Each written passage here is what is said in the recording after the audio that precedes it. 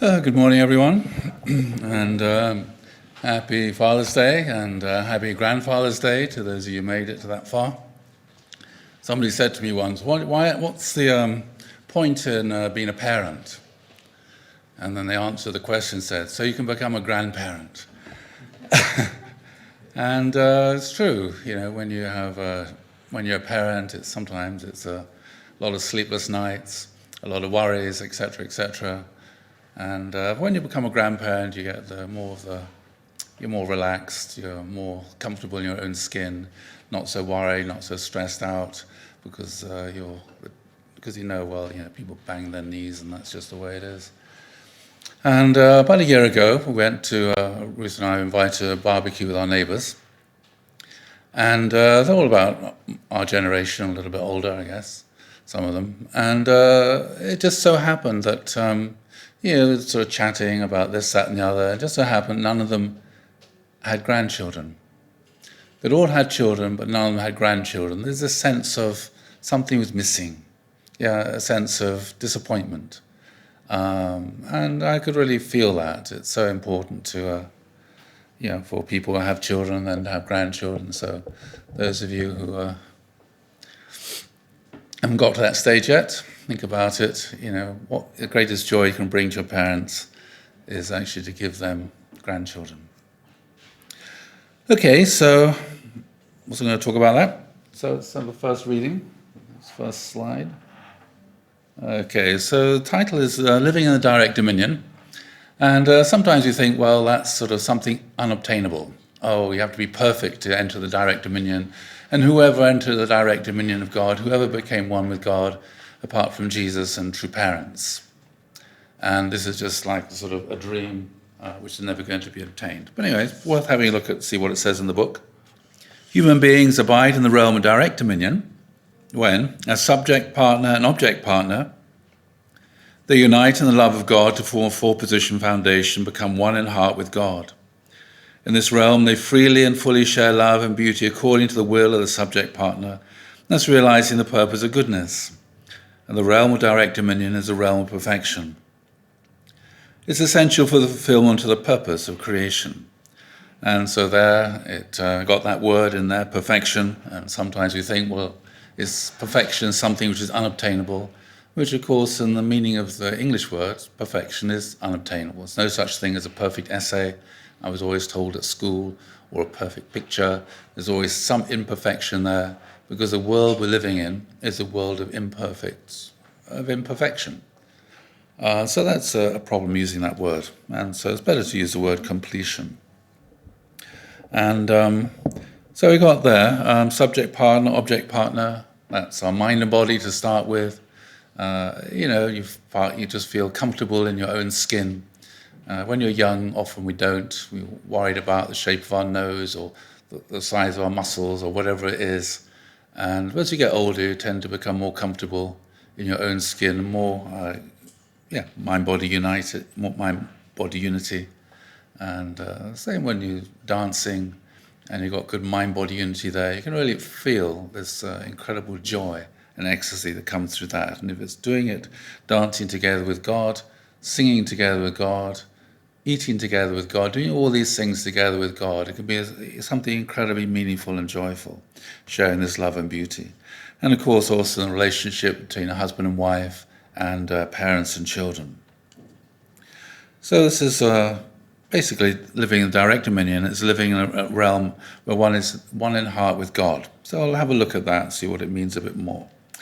And next one. So this is from the paragraph about the Renaissance. If you want to understand the principle, you've got to dip all over the place to put bits together. So we're created to attain perfection, or rather completion really, by fulfilling our given responsibility of our own free will, without God's direct assistance. We're then to attain oneness with God and acquire true autonomy. Autonomy means being self-governing. Nomi is Greek, means from nomos means law. Therefore, it is the calling of our original nature to pursue freedom and autonomy.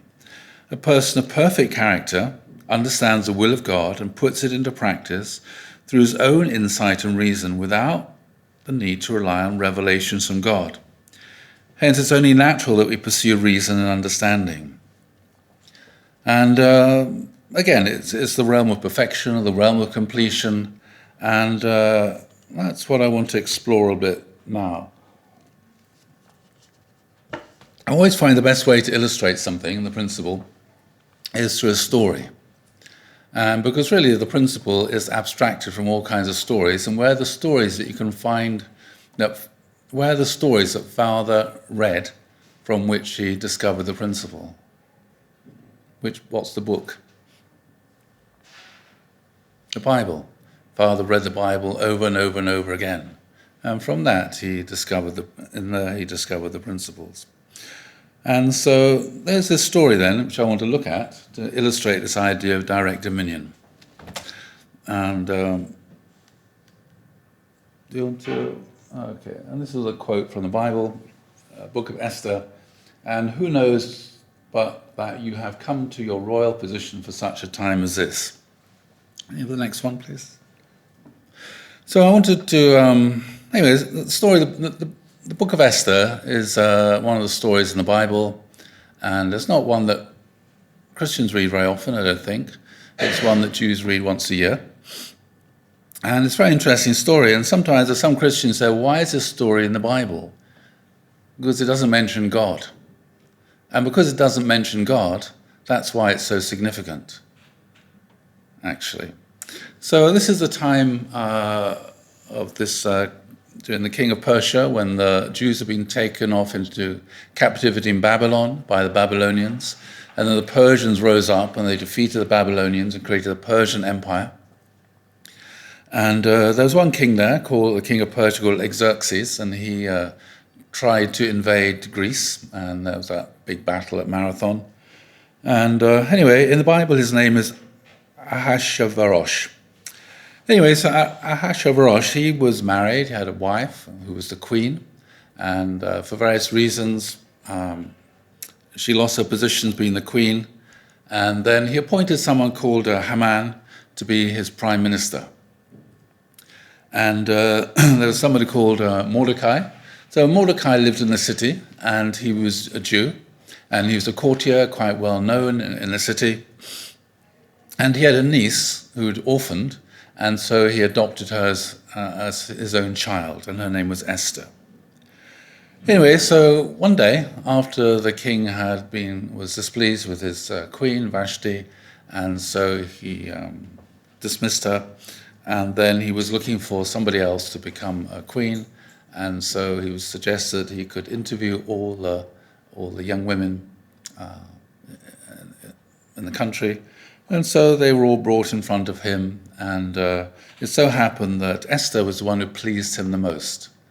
And so she married him, and she became his queen. And then what happened is that there was a plot against the king, and Mordecai, sitting in the gate of the city, he overheard the details of this plot, and he reported the details of this plot to his niece, Queen Esther. And she reported it to the king, and the king had it investigated and found out that there really was a plot, and the plotters were all arrested and they were executed. And then during this time then, Haman, he was the prime minister, and he's raised up very high by the king, and everybody's told they had to bow down in front of Haman in order to show him respect. And but Mordecai refused to bow down in front of Haman. And he's asked, why won't you bow down in front of Haman? And he said, because I'm a Jew. We only bow down and worship God. We don't bow down to a human being or worship them. Anyway, Haman, when he found out about this, he's really upset and really angry that Mordecai wouldn't show him respect. And so Haman decided he wanted to annihilate the Jews.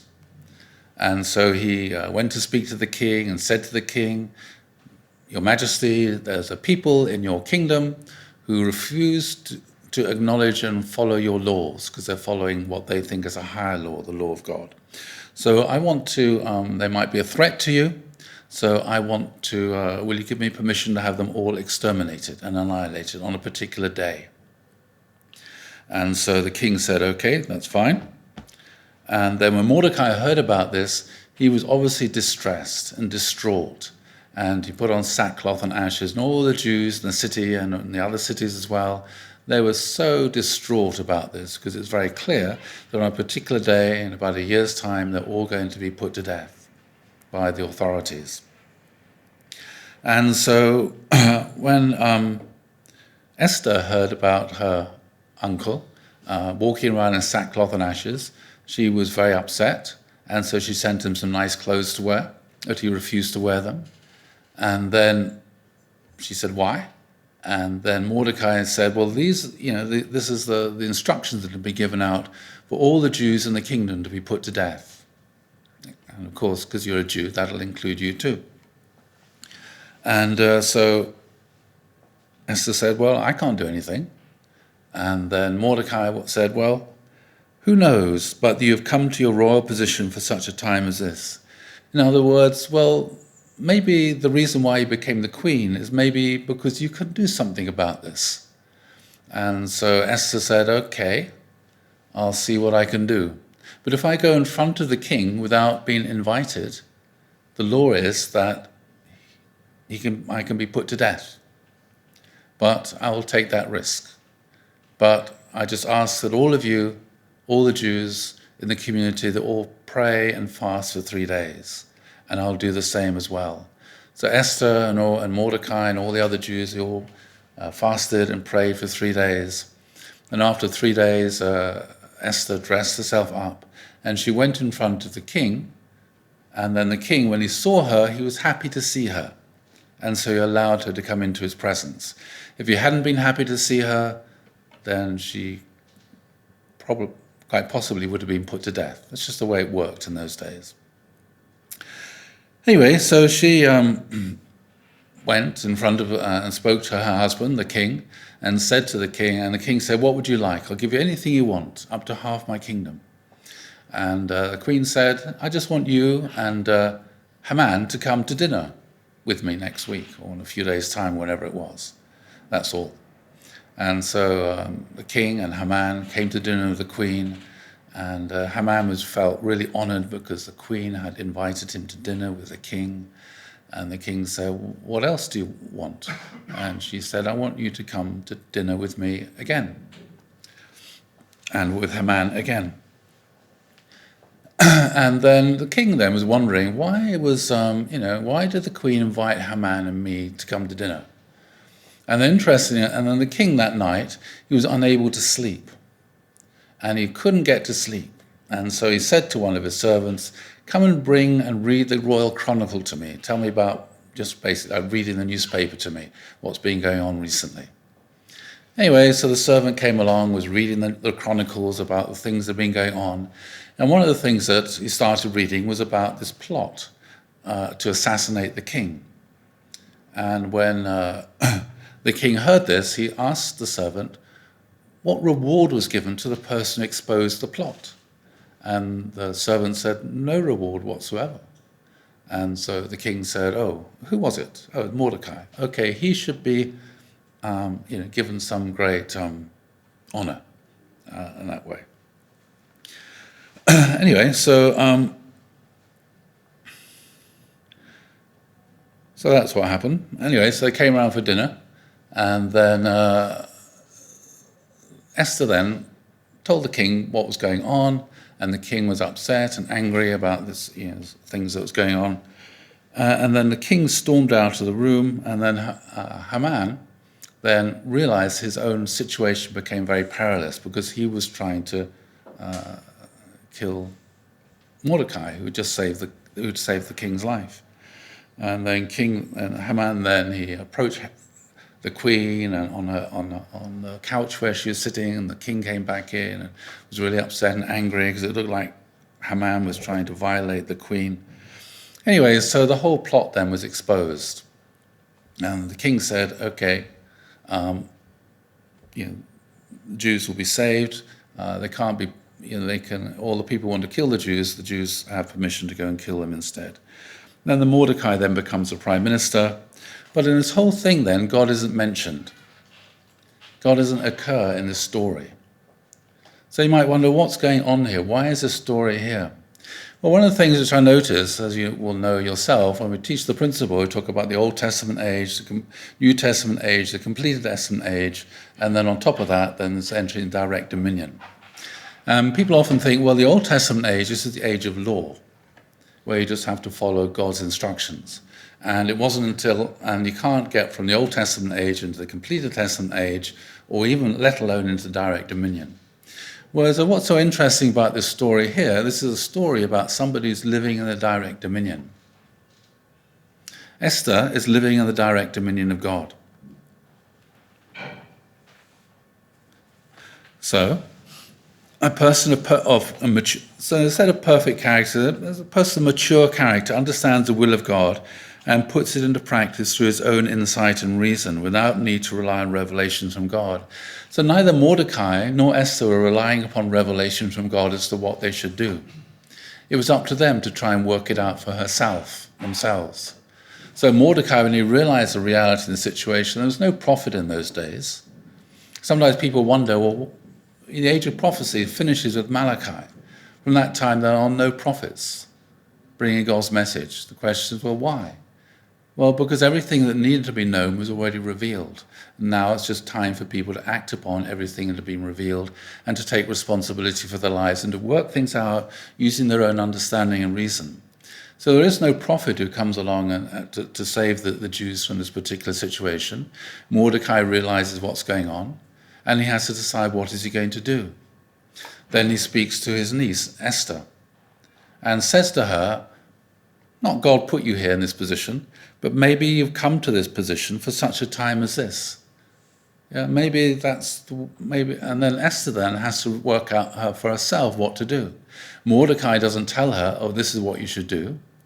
She goes away and she prays and she fasts for 3 days and she works out for herself a plan, a strategy of how to deal with this problem, how to expose what it is that Haman wants to do, to exterminate all the Jews, which of course would include her, and how to establish, a justice within the kingdom. And so looking at this, I realized, well, actually, people living, that was like the Old Testament vision was not, just an area of law, but actually people living in the Old Testament, they were actually living in that sense the completed Testament age. They had the potential to actually live in the direct dominion.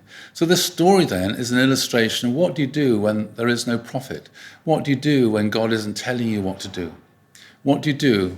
Well, according to the principle, when you reach that level of maturity, you don't rely upon God's revelation. You don't go around asking someone, what should I do? You are a mature person. You have to work it out using reason and understanding. You have to work these things out for yourself. You have to learn how to solve these problems for yourself instead of expecting somebody else to come and solve them for you. Does that make sense?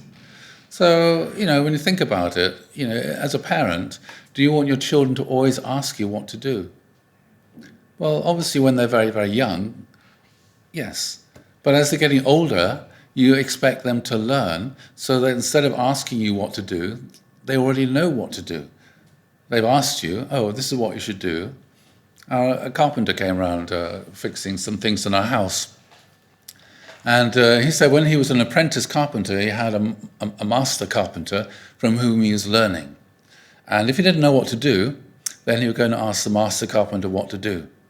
But the rule of this carpenter, the master carpenter, was, if you ask me twice, you're fired. Yeah? If you ask me the same thing twice, after I've explained to you exactly what to do, and then you come back and you ask me a second time what to do, then you're not going, you've lost your job. Because the point is you have to learn, yeah? The master carpenter teaches you how to do it, you need to learn it, and then you don't need to or shouldn't need to ask for advice and guidance again, because you've learned. Yeah, and so that's what a master carpenter is happy when his apprentices have learned what to do, so he doesn't have to go around telling them what to do, explaining it. That's the point of a teacher. You teach, and you think, okay, now this child, this pupil, students learned. I don't need to go and explain all that to them all over again. And it's incredibly frustrating, having to explain to somebody over and over and over and over again the same lesson because they're not learning. And so, as a parent, you want your children to learn so that when they become an adult, they don't ask you, what should I do? Because they already know, they can work it out themselves what the best thing to do is. And then you can just sit back and enjoy your children and your grandchildren. Don't particularly want to have to tell your children how to look after their children. Sometimes you ask a bit of advice, but generally speaking, that's part of becoming a parent, is learning to work these things out for oneself. And, trial and error, a lot of it. Anyway, so that's a little bit of that.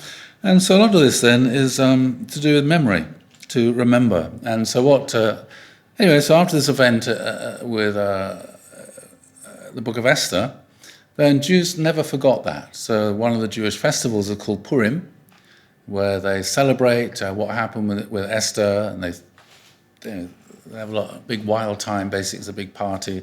It's the only day of the year when they're allowed to get completely drunk, and in celebration and joy. And part of this then is to remember, so don't forget. So Kathy's talking about memory, remembering Joanna, and lots of things which we should remember. And Graham mentioned this school reunion we went to.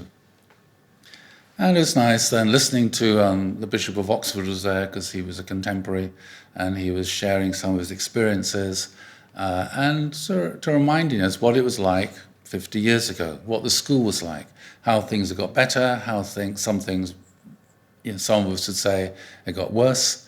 But it's very good then to be able to remember these things and to be able to think about them and reflect upon them. And, as Graham was saying, in this memorial chapel, there's a list of every single boy who died. And sometimes you look through this list and you see the same name repeated 3 or 4, even 5 times. And it's obviously from the same family because it's a very distinctive name. And you realized a father and maybe a brother and sons, maybe even uncles, from the same family, maybe 5 people had died. And they're all remembered there, as Graham was saying in this book.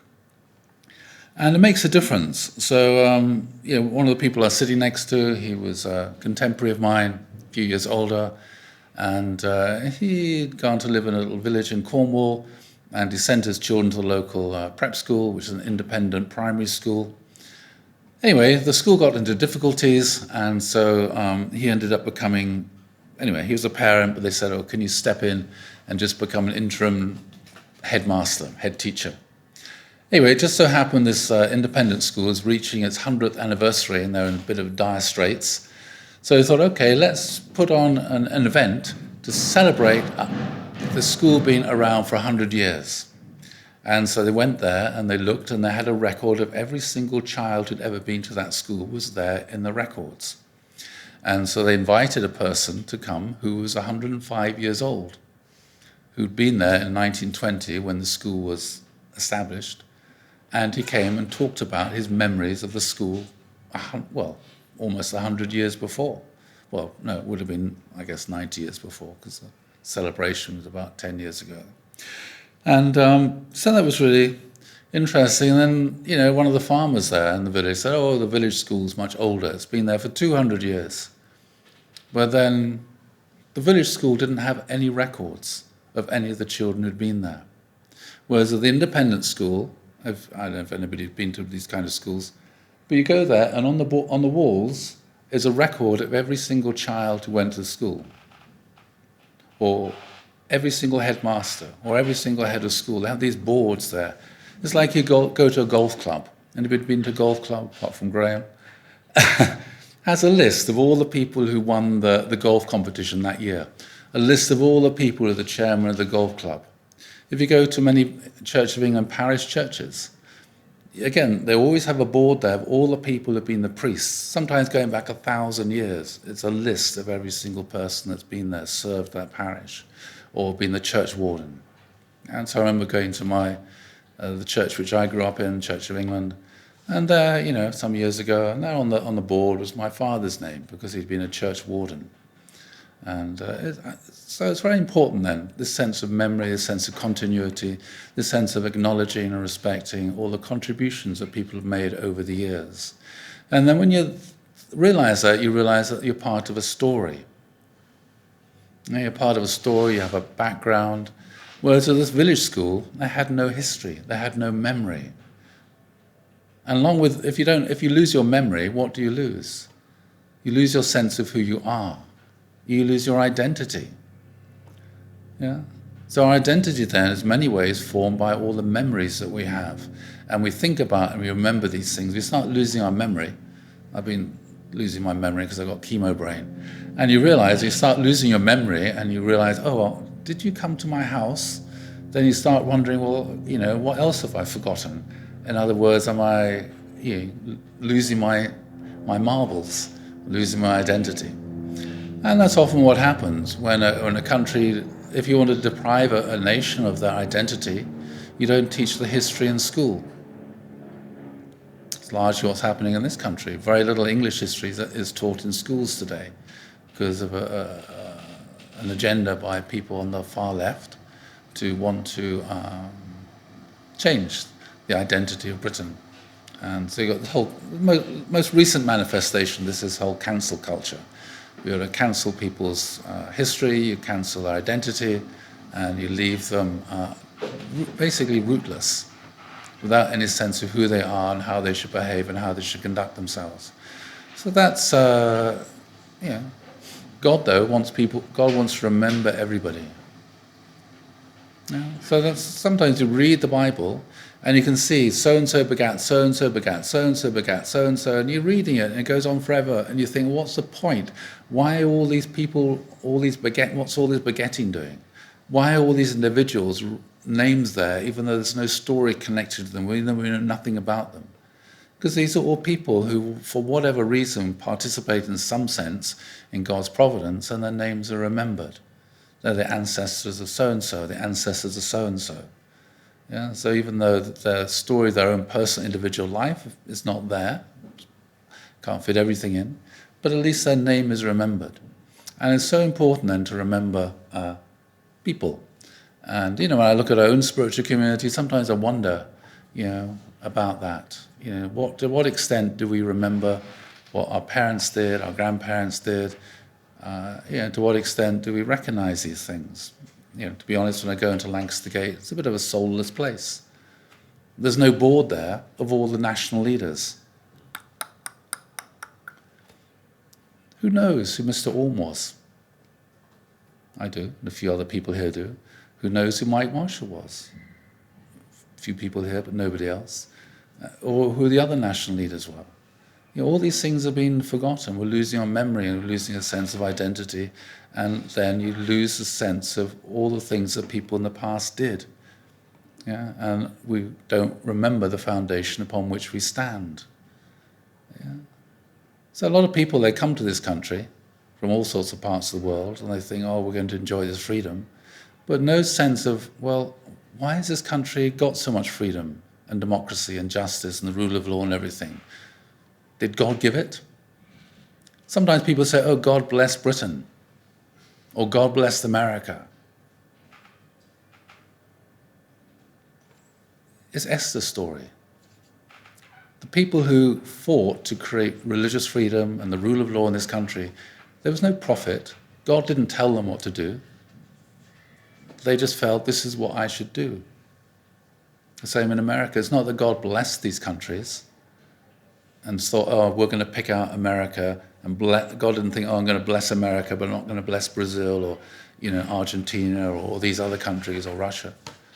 Nothing to do with it. Every single human being is God's son and God's daughter. And God wants to bless every single human being. Every nation is God's nation. God wants to bless every single nation. But individuals, families, communities, nations can only experience God's blessing to the extent they create the potential and the possibility for God to be able to work there. Yeah. Actually, some more slides here I forgot to mention. Oh yeah, so this is commentary on what Esther was doing then. Esther herself caused all these things to happen through her own manipulation of the king and his prime minister. So she worked it out for herself what to do. It's called politics. Yeah? Events turned on her courage and resourcefulness. If this is right, then we can only begin understanding what the Esther story has to do with miracles once we recognize the real miracle in the story is not some coincidental twist to the plot. The real miracle in the story is Esther herself. So sometimes people say, oh, God is going to bring a miracle, as if there's going to be some divine intervention, a thunderbolt's going to strike Putin dead or something, or this is going to happen, or that's going to happen. The real miracle in the story is Esther herself. In saving the Jews from destruction, she takes over the role that was played, for instance, by the east wind that came to part the waters of the Red Sea in the story of the Exodus from Egypt. Of course, Esther's influence on events stems from her own human freedom and initiative. Yet, on the biblical view, the more fully Esther inhabits her capacity as an independent political agent capable of influencing human affairs, the more fully God's will is brought to bear in history. So in the language of the principle then, she was acting with autonomy. Yeah? She was a free agent, exercising her free will, working out for herself, using reason and understanding what it is that she should do. She wasn't sitting around waiting for God to tell her what to do. She wasn't saying to God, God, tell me what to do. Sometimes people are like that, think, I'm waiting for God to tell me what to do with my life. Sometimes people think, I'm waiting for God to give me a mission. I'm waiting for my central figure to tell me what to do, or my central figure to give me a mission. That's living in the pre-Old Testament age. Yeah? Sometimes I think our community is a pre-Old Testament age community, to be honest. Oh, I've got to get censored and fired for all this. Never mind, who cares? Next one, please. Life's too short.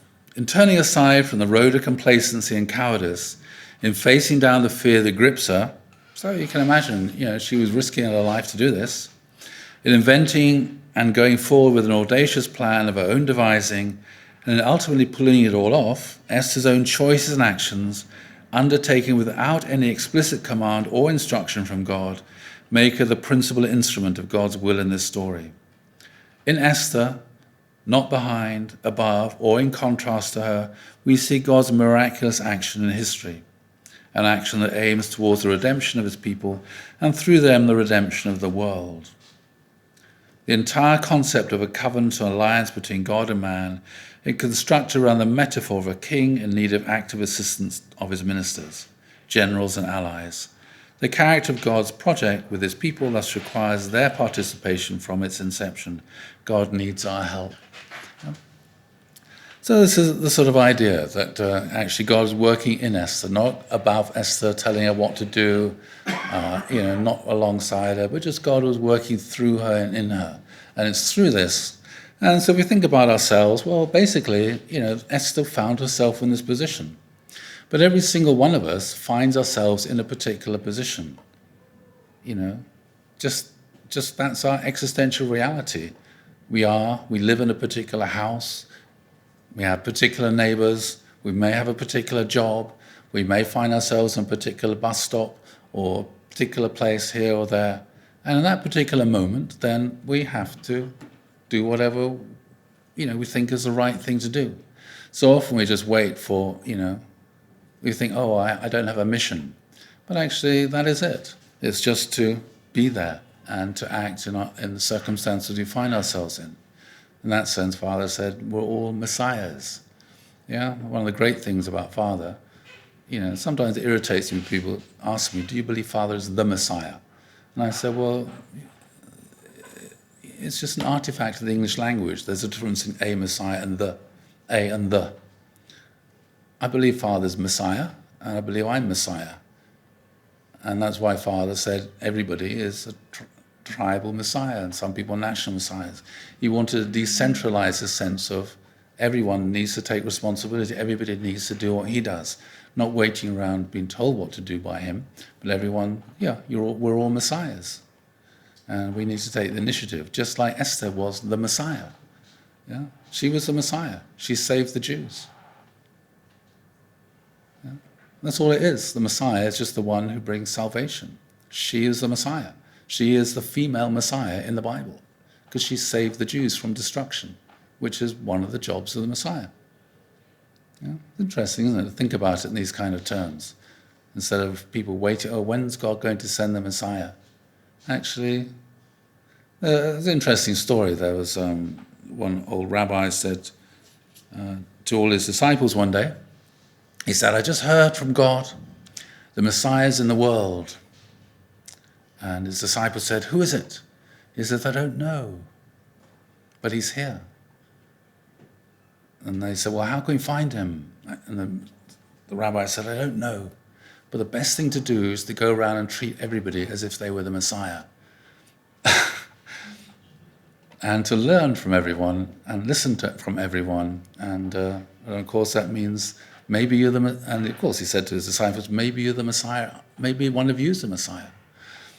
And, the sense of the decentralization of messiahship, which means everyone then could and should take responsibility for their lives and for everything else. Oh, just one last slide here.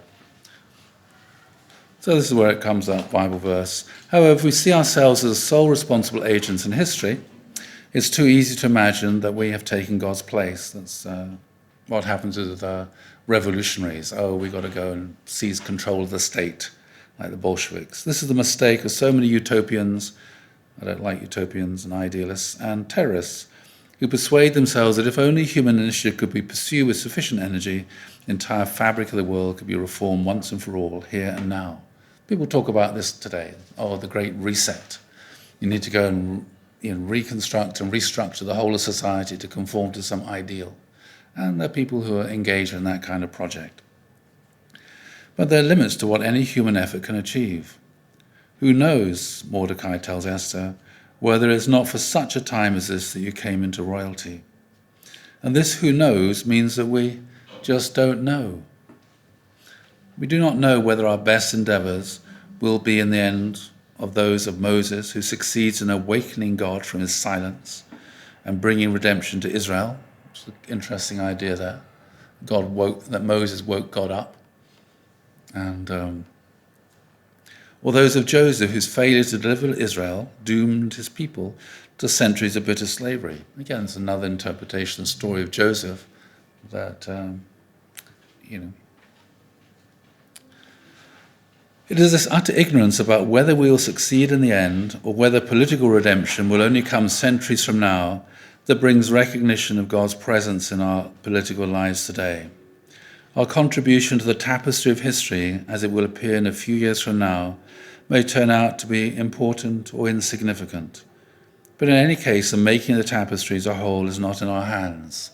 So basically, we can't complete the salvation of the world. All we can do is do our bit and then pass on the baton to the next generation. So the mission then, the task, is passed on from generation to generation. The sense of purpose, the sense of meaning in our life, we can never complete it all in our own lifetime. All we can do is do our bit, and hopefully at the end of our life we can look back and, we'll have a lot of people turning out for our sunwa, talking about the nice things that we did and the good things that we did and the nice memories that we left in their lives. And, if you can make a difference in the world in which you live, I would say that is enough. It's not possible to transform and change the entire world. All we can do is aspire to leave the world a better place than we found it. So that when we look back on our life and our children look at our life, I can feel, we left the world a better place. We touched the lives of some people.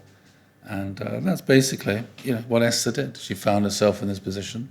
But as I said, every single one of us finds ourselves in a similar kind of position to Esther, in some way or another, to be able to save the lives of some people. And, the stories from Joanna, she really made an incredible impact in the lives of so many people. She found herself in this situation, visiting Kathy, and she acted. I'm sure she didn't do a prayer condition, what should I do? She just acted, because she could feel God's heart, because God was living in her and through her. So you could say Joanna then was living in the complete testament. Joanna then was living in the direct dominion of God, because she just acted upon her heart, because she is one with God. She felt how God felt. She saw things from God's point of view. And so using her own reason and understanding, she worked out for herself that what Kathy needs is a bit of Alterol and a cream cake. And I would say that's probably exactly right. And that's the way it is. Yeah? Perfection in that sense. I mean, we should all basically, especially when you get to my age, be living in the realm of the complete direct dominion of God. Not waiting around, being told what to do, but just thinking, oh, well, maybe this is what I should do. And, yeah. Okay, anyway, I don't want to bore you all to tears. And it's Father's Day, and I'm sure all the dads and granddads here want to go off and have a family lunch. And so I wish God's blessing upon you all and your families and this week. So thank you all very much.